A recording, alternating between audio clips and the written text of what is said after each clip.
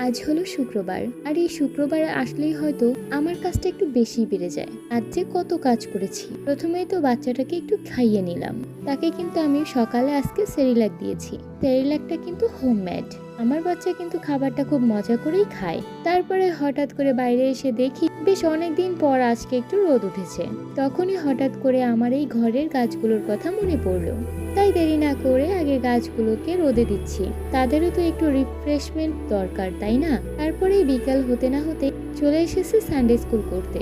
বাচ্চাগুলো আমাকে দেখে যে ছোট্টে দৌড় দিল, এটাতেই তো মনটা ভরে যায়। আজ বাচ্চাদের সঙ্গে ঈশ্বরের বাক্য থেকে খুব সুন্দর একটা শিক্ষা শেয়ার করলাম। ওদের শেখার আগ্রহ আর হাসি খুশি মুখ দেখলে মনটাই ভরে যায়। এমন ছোট্ট ছোট্ট মুহূর্তই আমার দিনের সবচেয়ে বড় আশীর্বাদ। আজকের দিনটা এভাবে সুন্দর কেটে গেল। আশা করি আপনাদেরও ভালো লেগেছে আমার আজকের ব্লগ। আবারও দেখা হবে আমার ডেইলি ব্লগ 3-তে। এই পর্যন্ত পাশেই থাকুন। বাই।